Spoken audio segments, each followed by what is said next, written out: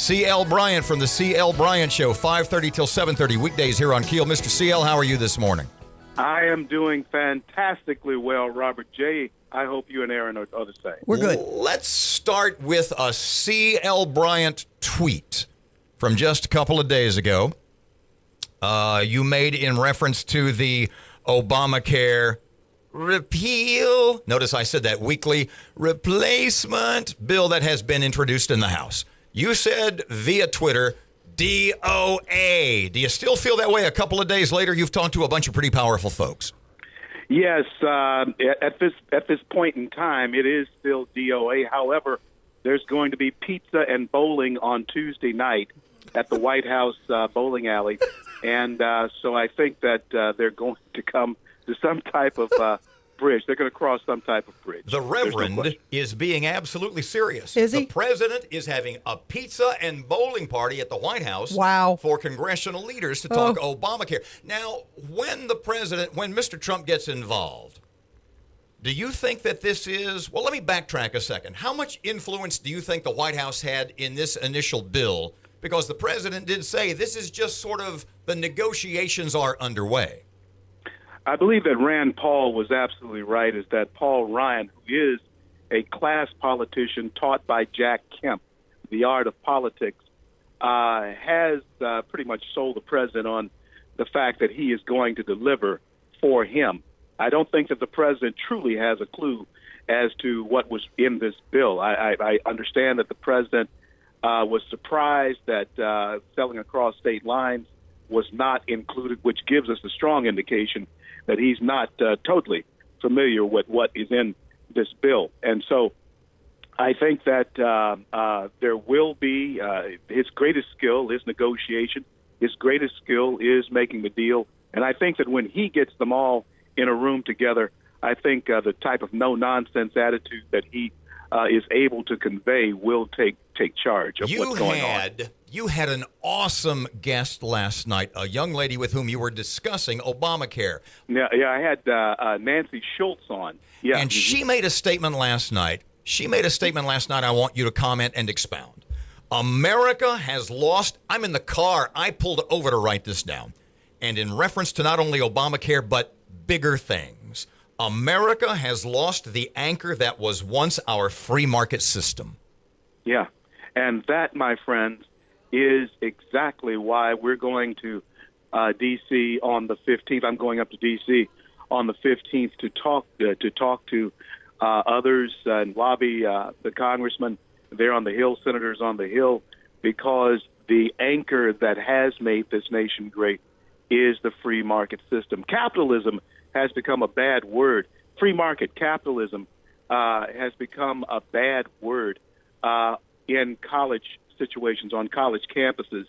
And what FreedomWorks, the organization that I am a part of, our president, Adam Brandon, met with the president yesterday at the White House, and I'll be with them on the 15th. And we're all about lower taxes, the free market, and less government in our lives. And this bill simply carries out the tenets of Obamacare in ways that we never thought that Paul Ryan would have presented it to us. But CL, so many thousands and millions of people are gonna lose coverage. You don't care about them. You're a baby killer. That is the mantra that progressive liberals would like for the rest of America to believe. But one of the pledge that the president is making to America in replacing and repealing this bill is that we will cover those gaps. Now, we are putting ourselves on the line to be held accountable for that. The president is putting himself on the line for being held accountable for that if, in fact, that does not come about. That is the primary goal, is to make sure that Americans who need health insurance have affordable health care. Truly affordable health care. Erin just made an interesting point, and we talked with Congressman Mike Johnson about this a couple of days ago. Specifically on the Senate side, when it comes time to really get something done, are those senators, are the Lindsey Grahams or the John McCains or the Lamar Alexanders, those rhino guys, do they really have the do they really have the huevos to take the heat that's going to be coming at them? The names they're going to be called are going to be horrible names. Well, the names that you have mentioned, particularly Lindsey Graham, very well may not.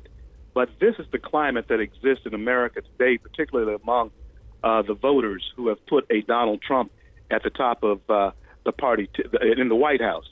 And that is, if in fact you can't go along with what the people who placed you in office are asking you to do, then you need to pack your bags and get out of Washington, D.C., and get out of our state houses as well. There's a new element, there's a new climate in America right now that I feel will not tolerate that type of spinelessness going forward into the midterm elections in 2018. One of the committees, House committees, worked until like 3:30 this morning. There's another one I think still going. Why are they're rushing this? I mean, it's like, we got to get this done now. What's the hurry?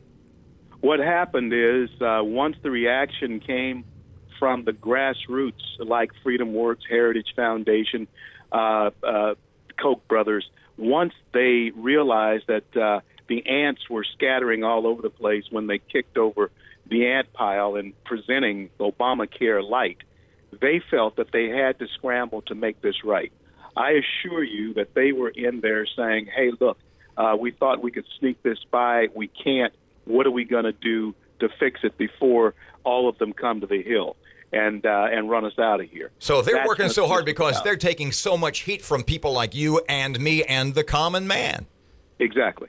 And that's exactly the way it should be, Robert J. They should think twice about crossing the people who, in fact, put them in office.